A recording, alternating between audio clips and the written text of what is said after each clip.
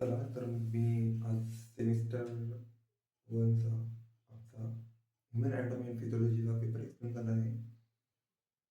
त्याच्यामध्ये त्या पेपरचे स्ट्रक्चर असे आहे का 75 मार्काचा पेपर, त्यामध्ये 20 मार्काचे शॉर्ट आन्सर क्वेश्चन आणि त्यामध्ये 10-10 मार्काचे 2 क्वेश्चन करायचे, डिटेलमध्ये एक्सप्लेन करायचे आणि जे 7 क्वेश्चन हे 5-5 मार्क्सचे एक्सप्लेन करायचे. असे टोटल 75 मार्क्स आहेत. त्यामध्ये आपण आधी शॉर्ट आन्सरसाठी ट्राय करू. तर पहिला क्वेश्चन आहे, what is R H factor. R H factor काय आहे? तर आपल्या भावना या पेपरामध्ये उतरल्या पाहिजे. आपल्याला जे पण इन्फॉर्मेशन आपल्याला माहिती आहे पेपरामध्ये उतरली पाहिजे, एवढा आपण गोल ठेवायचा. तर आर एच फॅक्टर काय आहे? आर एच फॅक्टर हा एक अँटीजन आहे जो आर बी सी वरती प्रेझेंट असतो. पहिला मुद्दा केला आपण. सेकंड मुद्दा असा करणार आपण की आर एच फॅक्टर ब्लड ट्रान्सफ्युजनमध्ये उपयोगी पडते. आपण पॉझिटिव्हचे ब्लड आपण निगेटिव्हला देऊ शकतो, पण आपण निगेटिव्हचे ब्लड हे आपण पॉझिटिव्हला देऊ शकतो. त्यामुळे आपण ए बी पॉझिटिव्हला आपण युनिव्हर्सल ॲक्सेप्टर म्हणतो. तो ए बी निगेटिव्हचा सुद्धा ब्लड देऊ शकतो, निगेटिव्हचा ऑलचा ब्लड देऊ शकतो, म्हणून तो युनिव्हर्सल ॲक्सेप्टर आहे. म्हणून एखादा असा मुद्दा लिहू का 85% जे आहे ते त्यांना आर एच पॉझिटिव्ह आहेत ते, म्हणजे त्यांच्याकडे आर एच फॅक्टर हा अवेलेबल आहे. ठीक आहे. Second is cardiac output. What is cardiac output? Cardiac output म्हणजे नेमकं काय? तर असं लिहिणार आपण का एक व्हेंट्रिकल किंवा एक ॲट्रिकल एका मिनिटामध्ये किती ब्लड बॉडीला पोचणार, त्याला आपण कार्डियक आउटपुट. कसं करणार? कार्डियक आउटपुटमध्ये आपण करणार का आधी समजा suppose there is 70 ml of blood is pumped by each ventricle or each ventricle of heart. आणि आपली जी हार्टबीट आहे ते आहे 72. तर 70 गुणिले 72 इज इक्वल टू 5040. याचं कॅल्क्युलेशन जास्त वेळ केलं त्यामुळे लक्षात 5040 म्हणजे नेमकी 5. तर कार्डियक आउटपुटचे 2-3 मुद्दे झाले. आता यामध्ये अजून एखादा मुद्दा जाऊ शकतो आपण. कार्डियक आउटपुट हे डिपेंड असू शकते काही अनेक फॅक्टरवरती. फॉर एक्झाम्पल पॅरासिम्पॅथेटिक सिस्टम किंवा सिम्पॅथेटिक सिस्टम, या गोष्टी कार्डियक आउटपुटला अफेक्ट करू शकतात. Define the blood pressure and give it's normal range. What is blood pressure? The pressure created by the blood after it get pumped out of the heart over the artery is blood pressure. आपण असं म्हणू शकतो. तर blood प्रेशरची normal value काय आहे? हे द्यायची म्हणजे 120/80. हे सिस्टोलिक टू डायस्टोलिक असं प्रेशर आहे. सिस्टोलिक म्हणजे काय हे एक्सप्लेन करा, डायस्टोलिक म्हणजे काय हे एक्सप्लेन करा. सिस्टोलिक म्हणजे जेव्हा कॉन्ट्रॅक्शन झालं तेव्हा आर्टरीमधलं प्रेशर काय आहे हे सिस्टोलिक प्रेशर. आणि जेव्हा रिलॅक्सेशन होत आहे तेव्हा जे प्रेशर आहे आर्टरीमध्ये त्याला आपण डायस्टोलिक प्रेशर म्हणतो. नॉर्मली आपण 120/80 घेतलं आणि याच्यामध्ये काही डिसऑर्डर असू शकतात, टॅकिकार्डिया, ब्रॅडिकार्डिया म्हणजे हायपरटेन्शन आणि हायपोटेन्शन असं म्हणतात. म्हणजे अति जास्त ब्लडचा प्रवाह होत आहे तर आपण त्याला हायपरटेन्शन म्हणतो. हायपोटेन्शन म्हणतो पण जर अति कमी ब्लड प्रेशर झाली तर आपण याला हायपरटेन्शन म्हणतो. ठीक. हायपरटेन्शनवरती सुद्धा पॅरासिम्पॅथेटिक आणि सिम्पॅथेटिक सिस्टम अफेक्ट करणार आहे ऑब्व्हियसली. आपण बघतो का जेव्हा थोराकिलोमर आउटफ्लोमध्ये कशा प्रकारे हार्टवरती आणि कोरोनरी आर्टरीवरती सिम्पॅथेटिक आणि पॅरासिम्पॅथेटिक हे ॲक्ट करतात आणि हार्ट करेक्ट हा प्रॉपरली मॅनेज करतात. It's autonomic thing. Define the anatomy आणि फिजिओलॉजी. विषयाचंच नाव ॲनाटॉमी आणि फिजिओलॉजी आहे. ॲनाटॉमी म्हणजे काय? ॲनाटॉमी म्हणजे काय? तर स्ट्रक्चरची इन्फॉर्मेशन हे ॲनाटॉमी देतं. स्ट्रक्चरची इन्फॉर्मेशन हे ॲनाटॉमी देतं. अजून काय करू शकतो? ॲनाटॉमीमुळे याचं काहीतरी ॲप्लिकेशन आहे. सर्जिकल गोष्टी काहीतरी इझी झाल्या. मग ते फिजिओलॉजी काय? फिजिओलॉजी म्हणजे बॉडी काम कसं होतं आहे, what is going on inside the body, त्याला आपण फिजिओलॉजी म्हणतात. What are the type of the bones. ठीक. टाईप्स ऑफ द बोन आपण शेप ऑफ द बेस पण शेप करणार तर याच्यामध्ये लॉंग बोन, शॉर्ट बोन करणार आपण. याच्यामध्ये आपण फ्लॅट बोन करणार, इरेग्युलर बोन करणार आपण. याच्यामध्ये आपण सिस्मॉइड बोन करणार.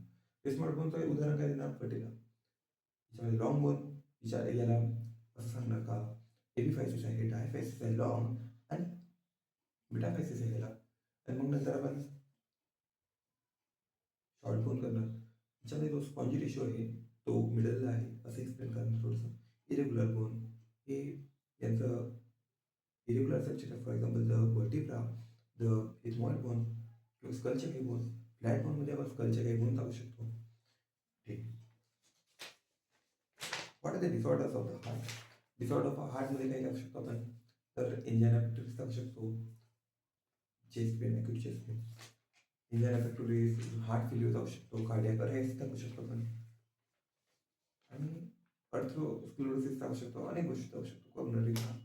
कोरोनरी आर्टरीचा डिसीज म्हणजे अर्थ्रोस्क्लेरोसिस. म्हणजे त्यामध्ये काय होणार? कोलेस्ट्रॉल किंवा फॅट्स हे ॲक्युमुलेट होणार आणि ते ब्लडचा प्रवाह कमी करणार हार्टच्या मसलसाठी. तर याच्यामधूनच इस्केमिया होऊ शकतो किंवा हार्ट फेल्युअर होऊ शकते. एखादा पार्ट बंद पडला तर त्याला कार्डियक अरेस्ट होऊ शकतो, म्हणजे मायोकार्डियल इन्फ्रॅक्शन म्हणतो आपण त्याला सायंटिफिक टर्ममध्ये. ठीक आहे. Enlist the type of the joints.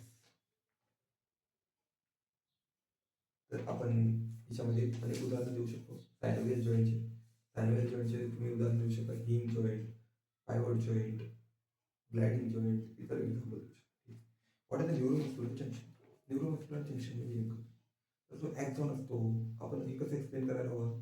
जो ॲक्झॉन असतो तो फर्दर ॲक्झॉन टर्मिनलमध्ये डिवाईड होणार. पुढे ॲक्झॉन टर्मिनल मध्ये न्यूरोट्रान्समीटरचे सॅक्स असतात असं सांगणार आपण. मग नंतर जेव्हा डिपोलरायझेशन हे ॲक्झॉन टर्मिनलपर्यंत येते तेव्हा कॅल्शियमचे चॅनल उघडतात आणि कॅल्शियमचा इन्फ्लक्स होतो. ठीक आहे. कॅल्शियमचा इन्फ्लक्स झाला का काय होते? तर नेमके जे न्यूरोट्रान्समीटरचे सॅक्स आहेत त्या रिलीज करतात न्यूरोट्रान्समीटरला इनसाइड द सायनॅप्टिक क्लेफ्ट. सायनॅप्टिक क्लेफ्ट काय आहे? तर हे मसल आणि न्यूरॉन यामध्ये एक क्लेफ्ट आहे, एक जागा. तिच्यामध्ये न्यूरोट्रान्समीटर हा त्यामध्ये रिलीज झाला का काय होणार? का न्यूरोट्रान्समीटर हा कुठेतरी रिसेप्टरला बाइंड होणार मसलच्या फायबरवरती. मसलच्या फायबरवरती नेमके काय होणार? तर न्यूरोट्रान्समीटर जेव्हा बाइंड झाला मसलच्या फायबरवरती तेव्हा मसलचा फायबरचे ligand channels, for example N A plus channel हे ओपन होणार, influx of N A plus होणार, डिपोलरायझेशन क्रिएट झालं इथं, आणि ते डिपोलरायझेशन झालं एसीआर पर्यंत. एसीआर काय करणार? कॅल्शियम रिलीज करणार सायटोप्लाझममध्ये. आता हा जो कॅल्शियम आहे हा फ्री आहे to joint with troponin tropomyosin complex. त्यामुळे काय झालं? तर ट्रोपोनिन बाइंडिंग सोडली, मायसिन सोडली. तर मायोसिन हा आता फ्री टू कनेक्ट आहे टू समथिंग. तर हा मायोसिन कोणाला कनेक्ट होणार? टू ॲक्टिन. इथे काय झाले? कॉन्ट्रॅक्शन. आता जो एटीपी येणार तो बाइंड होणार मायोसिनच्या साईडला आणि तो एडीपीमध्ये कन्वर्ट होणार. हा एडीपी झाला आणि इनऑर्गॅनिक फॉस्फेट जो रिलीज होतो त्यामुळे कॉन्ट्रॅक्शन होतं. असं असते म्हणजे नेमकं. तर इथं आता जर का कॅल्शियम चॅनल, तर कॅल्शियम जर का आपण पुन्हा ॲब्झॉर्ब केला एसीआरने तर हे जे प्रोसेस आहे याचं रिलॅक्सेशन होतं. हे एक प्रोसेस आहे न्यूरोमस्क्युलर जंक्शनमध्ये आपण एक्सप्लेन करू शकतो. मग नंतर what are the function of a lymphatic system? Lymphatic सिस्टीमचे फंक्शन काय? What is lymphatic? Lymphatic system म्हणजे the protective system of the body. जशी ब्लडची सिस्टीम आहे तशीच लिम्फची सिस्टीम आहे. तर लिम्फॅटिक सिस्टीमने काय कार्य आहे त्याचे? तर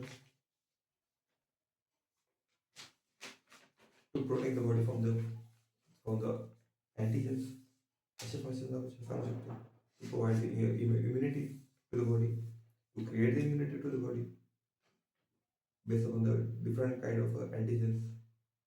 For example, we give the vaccine and we prepare our body prepares the antibodies against it. So to further attack all those antigens. The more question. तर what is structure and function of the heart. याच्यामध्ये structure of function of heart जेव्हा आलं, हा 10 मार्क्ससाठीचा question आलं, तर तुम्हाला क्वेश्चनमध्ये नेमके काय काय लिहायचे आहे ते आपण पूर्ण लिस्ट करून घ्यायचे.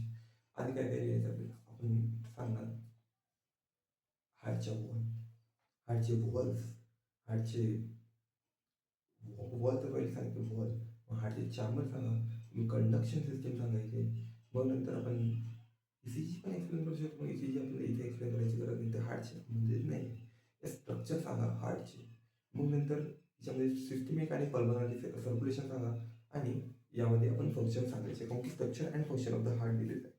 तर आपण वॉलमध्ये सांगू शकतो, वॉलमध्ये काय सांगू शकतो आपण, जे आउटर वॉल आहे, मिडल मायोकार्डियम म्हणतो पण त्याला, आणि इनर जे आहे ते एंडोकार्डियम, जे की सिम्पस कॉमर्स इक्विलियमचं बनलेलं आहे. असं आपण एक्सप्लेन करू शकतो. मायोकार्डियम हे सर्वात जाड लेअर, आणि हा इम्पॉर्टंट आहे कशासाठी, तर टू पंप द ब्लड, आणि तो थिकेस्ट आहे कशामध्ये आहे, तर तो लेफ्ट व्हेंट्रिकलमध्ये थिकेस्ट आहे असं सांगू शकतो आपण. ठीक आहे. मग नंतर आपण लेअर आता एक्सप्लेन केले, आपले वॉल्स एक्सप्लेन केले. आता आपण वॉल्स एक्सप्लेन करणार. Bicuspid, tricuspid, semilunar valves explain करायचे. बायका स्पीड वॉल कुठं राहणार, तर व्हेंट्रिकल्स मध्ये राहणार, व्हेंट्रिकल चॅम्बरमध्ये राहणार, जे की लेफ्ट व्हेंट्रिकल आणि लेफ्ट एट्रियम आणि लेफ्ट व्हेंट्रिकलमध्ये बायकास्पेड वॉल राहणार, राईट एट्रियम आणि राईट व्हेंट्रिकलमध्ये ट्रायकास्पेड वॉल राहणार, आणि सेमिलुनार वॉल जे राहणार ते राहणार ॲट्रिला आणि व्हेंट्रिकलला, म्हणजे पल्मोनरी एअरटा आणि आपल्या एअरटाला. पल्मोनरी आर्टरी, पल्मोनरी ट्रंक, आणि ट्रंक नाही आर्टरीला, आणि जी सिस्टमिक आर्टरी आहे त्यांना सेमिलुनार वॉल राहणार. ठीक आहे. वॉल झाले, आपण काय एक्सप्लेन करणार आहोत, कंडक्शन सिस्टीम करा. S A node, एव्ही node, bundle of face आणि पर्किंजी फायबर. एस ए नोड हे इम्पल्स तयार करते, कुठं आहे त्याचं लोकेशन एक्सप्लेन करा, एव्ही नोडचं एक्सप्लेन करा, आणि मग नंतर Purkinje fibre and bundle of face यांचं सुद्धा एक्सप्लेन करा. ठीक आहे. मग नंतर आपण सांगू शकतो याच्यामध्ये सिस्टमिक आणि पल्मोनरी सर्क्युलेशन. सिस्टमिक सर्क्युलेशनमध्ये काय सांगणार आपण, का हार्टपासून जे ब्लड आहे ते फ्लो होते आपल्या बॉडीला, आणि तेच त्याला सिस्टमिक सर्क्युलेशन असं म्हणणार. आपण पल्मोनरी सर्क्युलेशनमध्ये आपण सांगणार का हार्टपासून जे ब्लड आहे, डिऑक्सिजन ब्लड, ते पल्मोनरी आर्टरीपासून, पल्मोनरी आर्टरी इथे एक्सेप्शन सांगायचं का, हे एक लोथी, म्हणजे it is single, it is only artery in body which carries oxygen blood. हे ब्लड जाणार लंगला, ऑक्सिजनेटेड होणार आणि पुन्हा हार्टमध्ये येणार. ठीक आहे. पुढे आपण कंडक्शन सिस्टीम सांगितलं आपण, पल्मोनरी आणि सिस्टमिक सर्क्युलेशन आपण एक्सप्लेन केलं. आता फंक्शन सांगून द्या. हार्टमध्ये काय वेस्ट हे करते, अजून न्यूट्रिशन प्रोव्हाइड करते प्रॉपर टिश्यूजला, ऑक्सिजन प्रोव्हाइड करतो, कार्बन डायऑक्साईड रिलीज करतो, किडनीपर्यंत वेस्ट घेऊन जातो, लिव्हरमध्ये मध्ये वेस्ट घेऊन जातो. ठीक आहे. अनेक फंक्शन्स. मग नंतर structure and function of the human I. Human आयमध्ये काय, ह्युमन आयमध्ये आपण स्ट्रक्चर अँड फंक्शन तर पहिले आधी डायग्राम काढून घ्यावी. मग नंतर आपण असं सांगू शकतो, डायग्राम कशी काढणार, आपण एक पुढे कॉर्निया काढणार, स्क्लिरा काढणार, मग नंतर स्क्लिराच्या खाली कोराइड काढणार, कोराइडच्या खाली रेटिना काढणार, रेटिना इथं आयरिस मसल आयरिस टाकणार, त्यामध्ये मनामध्ये पिपल टाकणार, एक रे येताना तो लेन्समधून पास होताना आणि त्याची इन्व्हर्टेड इमेज रेटिनावरती फॉर्म होताना दाखवणार, ऑप्टिकमध्ये दाखवणार बिहाइंडला, आणि आणि स्ट्रक्चर हे वेल लेबल स्ट्रक्चर काढायचे. आता मग नंतर आय हा कशावर संबंधलेला आहे, I is made of three kind of connective tissues, three kind of different type of tissues असं म्हणू शकतो आपण. सुरुवातीला काय एपिथेलियल आपण काय दाखवणार, कनेक्टिव्ह टिश्यू, जो की स्क्लेरा आणि कॉर्निया, हे आपण कनेक्टिव्ह टिश्यू दाखवणार. मग नंतर आपण आयरिस मसल आणि ते सांगू शकतो, जे की अजून सिलियारी बॉडी सांगू शकतो आपण, हे it is kind of muscles. मग नंतर तिसऱ्या नंबरला आपण सांगू शकतो नर्वस टिश्यूज, ज्यामध्ये आपण सांगणार रेटिना, ऑप्टिक म्हणून अशा गोष्टी सांगणार. मग नंतर आता एक्सप्लेन करायचं प्रत्येक पार्ट, आणि मग नंतर फंक्शन सांगून द्यायचे, किंवा नंतर मेकॅनिझम सांगायचं, मग नंतर फंक्शन सांगून द्यायचं. हा 10 मार्कचा क्वेश्चन आउट ऑफ 8 मार्क्स मिळणार. तर यामध्ये आपण कसं करणार, ठीक आहे, सुरुवातीपासून आपण हे करणार, सुरुवातीपासून चालू करणार. आधी स्क्लेरा सांगणार. स्क्लेरा म्हणजे काय, तर white portion, white connective tissue, protecting the I ball, हे आपण असं सांगणार. आणि मग नंतर सेकंड इज कोरॉइड सांगणार आपण. Choroid is hi vascular tissue, high vascular त्यामध्ये आहे, ब्राऊन कलर, चॉकलेट ब्राऊन कलरचा आहे. अजून मग नंतर आपण कॉर्नियावरती येणार. कॉर्निया काय आहे तर स्क्लेरा हा कंटिन्यू होतो further to form the cornea. And to the cornea, the light rays pass, it goes to the pupil, and it passes from the lens and goes to the retina or to the retina. So explain करणार आपण. मग नंतर आपण lens explain करू शकतो. मग नंतर कोराईट झालं का मग सिलियरी बॉडी एक्सप्लेन करा. सिलियरी बॉडी ही लेन्सला अटॅच करून ठेवते and it's manage the thickness of the lens based upon the condition. Lens explain that it is a fibrous tissue. It can reduce and increase its size. It increases it when watching the object which is nearby, and when we are watching the object which is far away from us, it reduces its what is called its width, you can say. आणि अजून नंतर आपण काय म्हणू शकतो, जी आपण vitreous symbol explain करा, मग दुसरं ॲक्वा सिम्बॉल एक्सप्लेन करा. मग नंतर आपण मेकॅनिझममध्ये simply the light ray comes pass to the cornea, कॉर्नियामधून पिपलमध्ये पास झाला, मग नंतर लेन्समधून पास झाला, लेन्समधून तो फर्दर रेटिना. दिस मेकॅनिझम आहे. याचं फंक्शन काय एक्सप्लेन करणार आहे तर allow us to watch the things. Simply this is single function of eye. आता झाले 10 मार्क्सचे क्वेश्चन. मग नंतर write note on appendicular skeleton. What is appendicular skeleton? Appendicular म्हणजे appendages.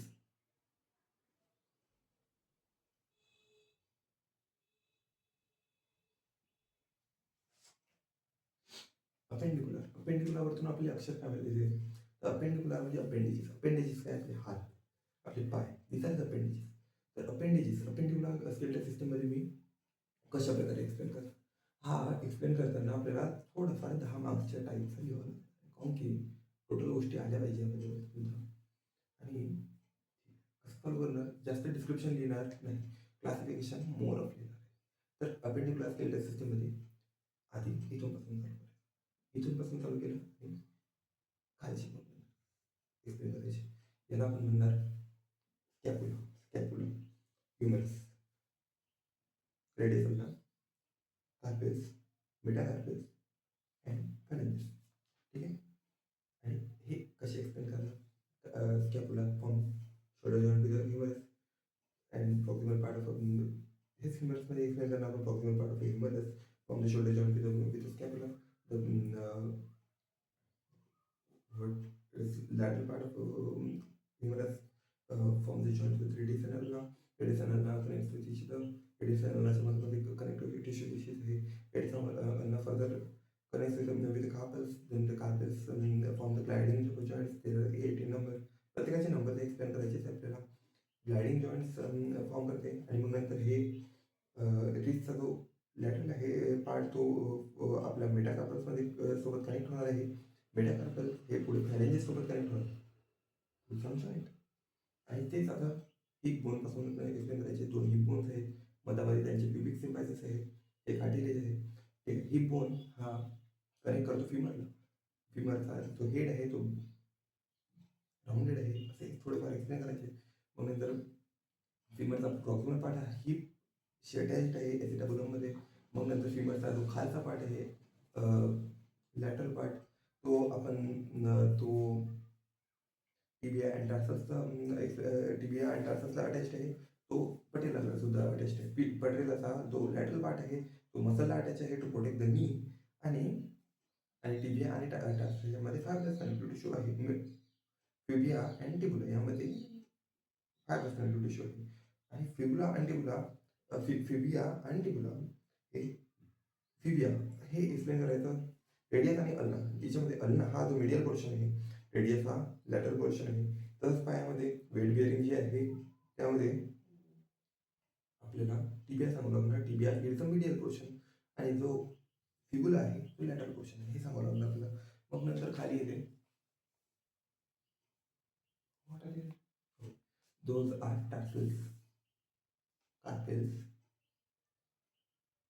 carpel, tarsal, metatarsal, phalanges. If tarsal है ऐसे explain करायचं, phalanges चौदा.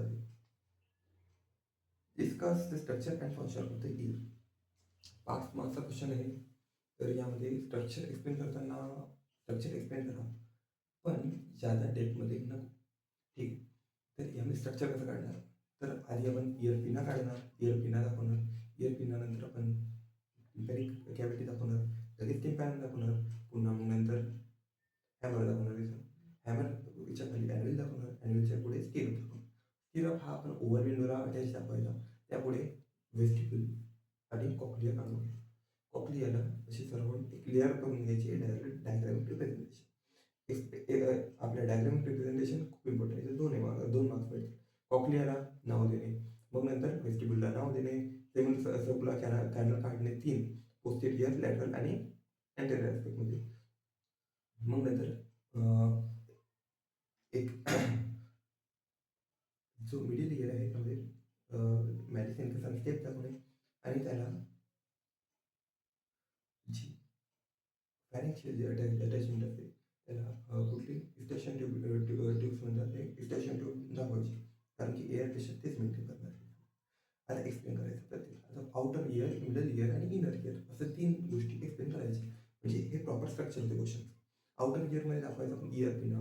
It is grooved, it consist of soft areolar connective tissue आणि it is made of the fibro cartilage. मग नंतर 2.5 सेंटीमीटरचा auditory canal आहे.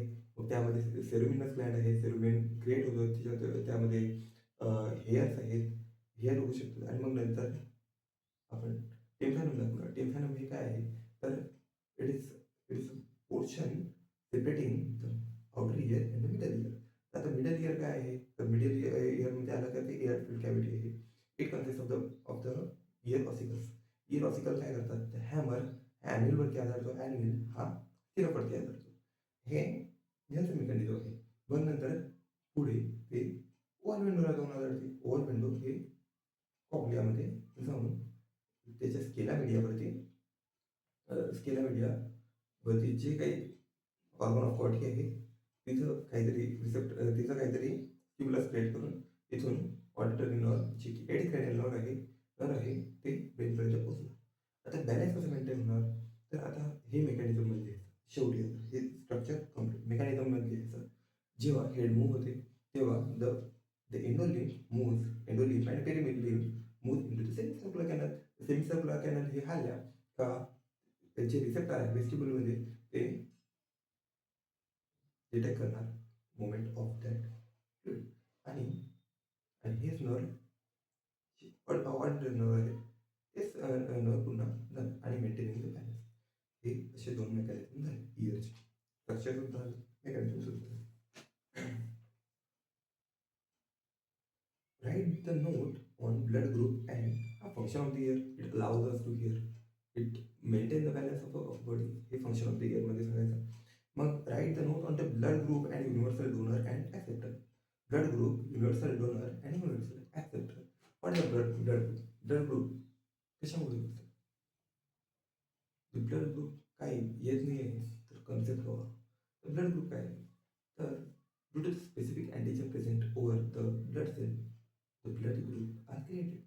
Each specific antigen काय करतो आहे, each specific antigen प्रत्येक व्यक्तीला हा एक आयडेंटिटी देत आहे. म्हणून या अँटिजनमुळे एका प्रत्येक व्यक्तीच्या ब्लडमध्ये काहीतरी वेगळं ब्लड ग्रुप आहे. म्हणजे अनेकांमध्ये सेम राहतील परंतु एक ग्रुप तर आहे. आपण अनेक एकदम सारखेच अनेक असे रँडमली इंडिव्हिज्युअल घेतले तर त्यामध्ये काही ना काही वेगळा ब्लड ग्रुप निघणार आहे. It is due to the antigen लिहून. मग नंतर आता चार्ट करा. चार्टमध्ये each antigen creates some antibody. ज्या ब्लड सेलकडे जो अँटिजन आहे तेच ब्लड सेल काहीतरी दुसरे अँटीबॉडी क्रिएट करणार आहे तिच्या ब्लड सेलमध्ये. तर समजा ए अँटिजन आहे तर असं चार्ट करा. ए अँटिजन आहे तर अँटीबॉडी बी बनणार. जर का बी आहे अँटिजन तर अँटीबॉडी ए बनणार. ए आणि बी हे दोन्ही अँटिजन आहे तर no antibody will form. And O जर का अँटिजन आहे, ओ आणि देर इज नो अँटीजन. तर अँटीबॉडी ए आणि बी दोन्ही सुद्धा बनू शकतो. ठीक आहे. आता याच्यानंतर काय एक्सप्लेन करायचं, आर एच फॅक्टर एक्सप्लेन करायचं. आर एच फॅक्टर म्हणजे पॉझिटिव्ह आणि निगेटिव्ह. म्हणजे पॉझिटिव्ह म्हणजे present of the R H factor आणि निगेटिव्ह मध्ये no presence of the R H factor. R H factor present नाही आहे. आता हे दोन्ही एक्सप्लेन झाले का? आता एक्सप्लेन करा universal donor. What is universal donor? A B is universal donor, कारण की त्यामध्ये कोणत्याही प्रकारची अँटीबॉडी क्रिएटेड नाही. हे आपण चार्टमध्ये एक्सप्लेन केलेलं आहे. यामध्ये अँटीबॉडी नाही आहे, त्यामुळे आणि यामध्ये अजून आर एच पॉझिटिव्ह आहे.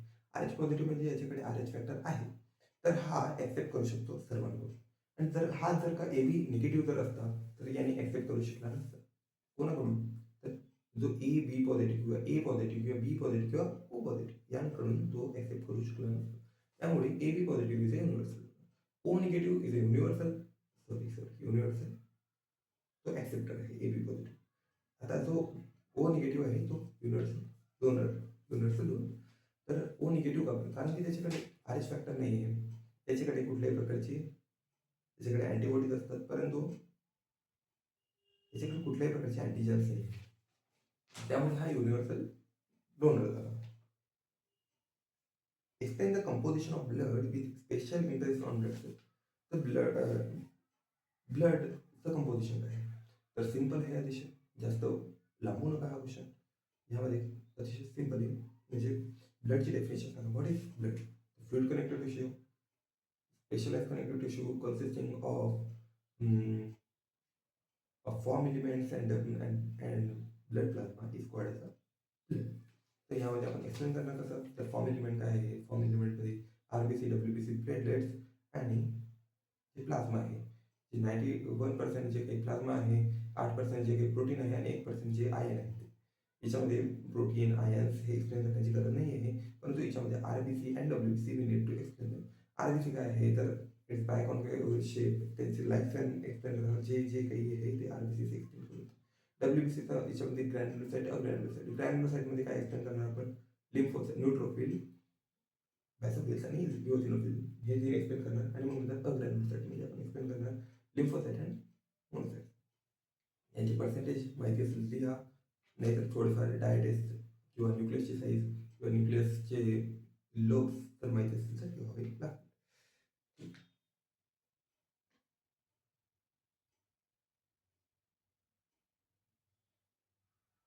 आणि अजून एक आपण हिमोपोएसिस एक्सप्लेन करू शकतो यामध्ये, कारण की हिमोपोएसिसमध्ये काय आहे? तर प्युरिपोटंट सेल आहे, या दोन्ही सुद्धा गोष्टींना बनवतात. म्हणजे फॉर्म एलिमेंटला सर्वात बनवतात, म्हणजे आरबीसी, डब्ल्यूबीसी आणि प्लेटलेट ते काही बनवू शकतात.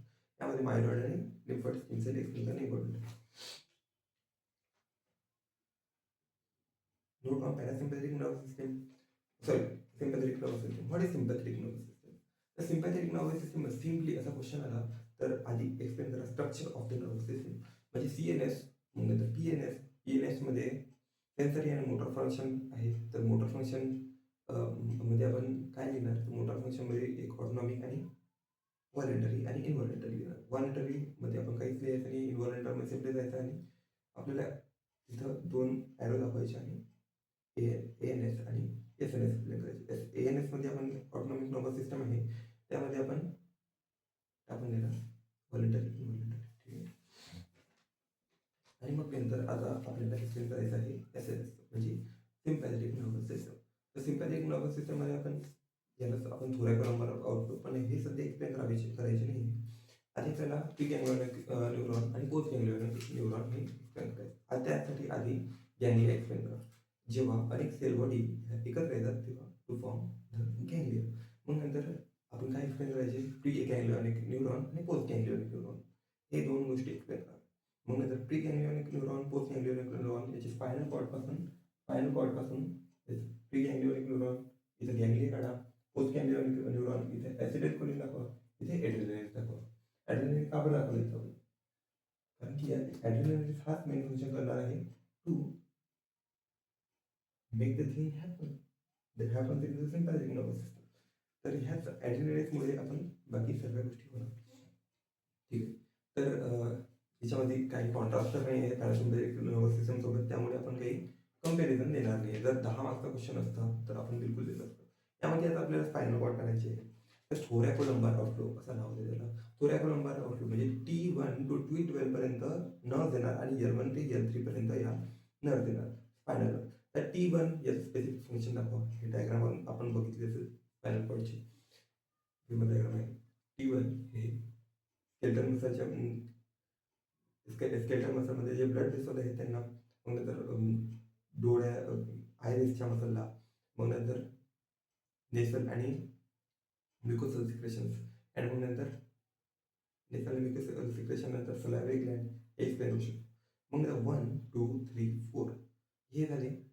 हे मिडल एकला हार्ट आणि ब्रॉन्काय आणि ट्रकिया यांचे त्या दोघांवरती हार्टमध्ये काय करणार, हार्टला रेस्ट करणार आहे. ब्रॉन्काय आणि ट्रकियामध्ये काय करणार, त्यांना डायरेक्ट करणार आणि एअरचा फ्लो वाढवणार बॉडीमध्ये. मग 5 6 7 8 9 10 11 12 इथे काय होणार, the liver, stomach, large intestine, small intestine, spleen, kidney, kidney तर नाही पण ॲड्रिनल ग्लँड. मग नंतर L1 L2 आणि L3 काय करणार, किडनीवरती फंक्शन करणार. किडनीवरती काय करणार, किडनी आणि युरिनरी ब्लॅडर, किडनीचं फंक्शनिंग कमी करणार, युरिनरी ब्लॅडरला डायरेक्ट करणार. तो बघू शकतो आपण. मग नंतर टेस्टिस आणि ओरी. टेस्टिस आणि ओरीमध्ये इजॅक्युलेशन होणार, सेक्सुअल स्टिम्युलेशन हे कमी होणार. हे सिम्पॅथेटिक सिस्टममध्ये आपण एक्सप्लेन करतो. Discuss the physiology of muscle contraction. Muscle कॉन्ट्रॅक्शनची फिजिओलॉजी. मसल कॉन्ट्रॅक्शनची फिजिओलॉजी आपण आधी बघितलं. आधी काय बघितलं आपण बघितलं न्यूरोमस्क्युलर जंक्शन. इथून चालू करा. ॲक्झॉन, याला ॲक्झॉन टर्मिनल आहे, तिथं सॅक्स आहे. मग नंतर ते लेफ्टमध्ये ॲसिडाइज गेला. ॲसिडाइज हा मसलला बाइंड झाला. मसलचे काय झाले तर मसल कॅल्शियम रिलीज केला SCR पासून. तिथं लिगामेंट चॅनल खुल्यावरती डिपोलरायझेशन क्रिएट झाला मसलमध्ये, आणि मग नंतर कॅल्शियम रिलीज झाला मसलमध्ये. कॅल्शियम हा घेण्यात आला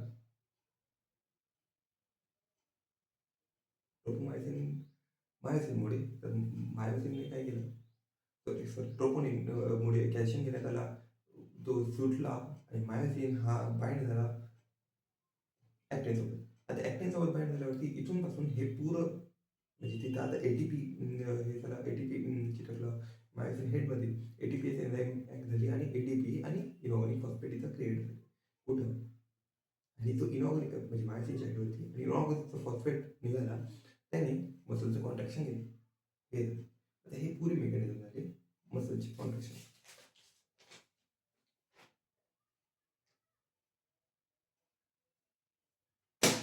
ठीक आहे.